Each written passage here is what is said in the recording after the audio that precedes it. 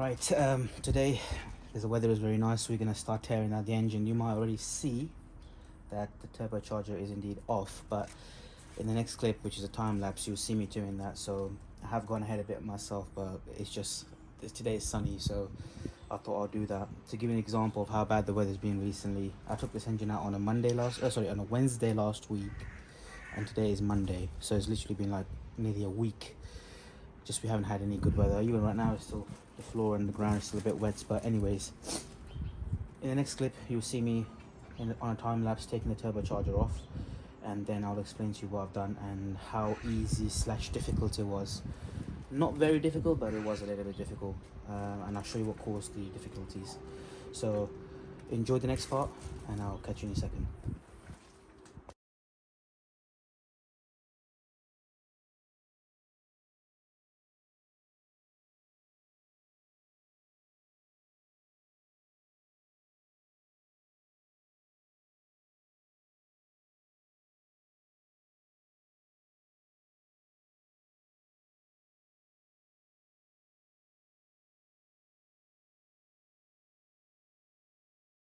Alright, so I've taken the turbocharger off from the car. It's right here in all its glory. Big unit covered in oil as usual.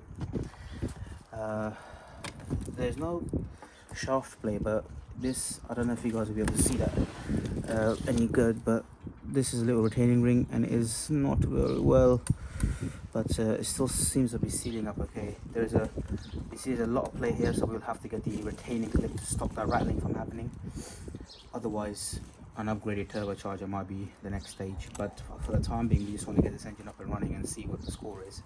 But there is a hell of a lot of play here, and also regarding this as well. But there is no shaft play as such, and it is spinning pretty damn good.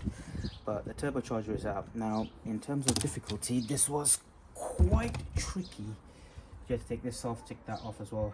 There was one bolt on here which I'll show you, which was a nightmare. Don't know why it was so tight, but it was.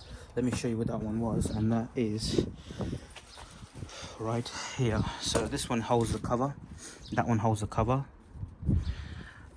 that one, there is this one underneath this little pipe, I don't know if you're able to see it, and then there is this one right here. This is an Allen key number 6, but I had to put a Torx on there and hammer it in to get it to line up, otherwise it wouldn't do anything. In regards to the turbocharger, this stud here stayed, that nut came out, that stud stayed, that nut came out, this stud stayed, the nut came out,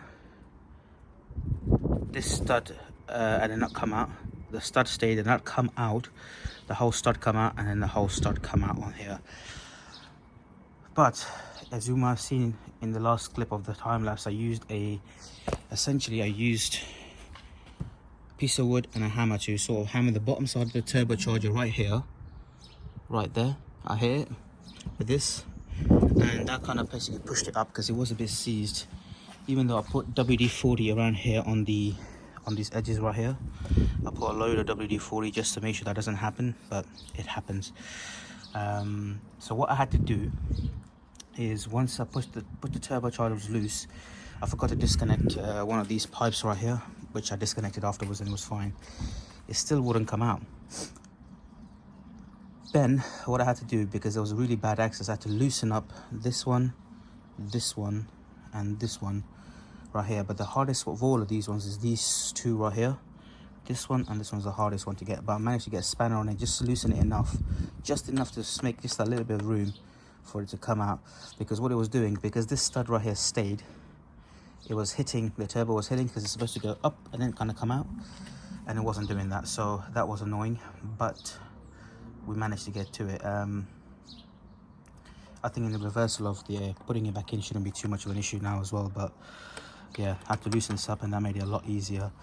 The only thing that stayed back was this coolant pipe right here, and I took the rest of them out, and I basically put all the bolts back in the original spot, so we don't have any issues. But at the moment, this is what is looking like.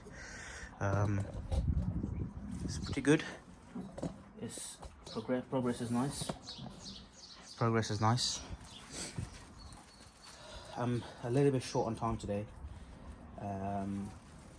So I will essentially continue. The next stage on is going to be taking the timing cover off here and then spinning the crankshaft over to see if we are out of time, which you probably will be, knowing what's happened.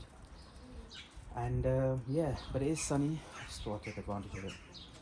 So I'll catch you in a minute.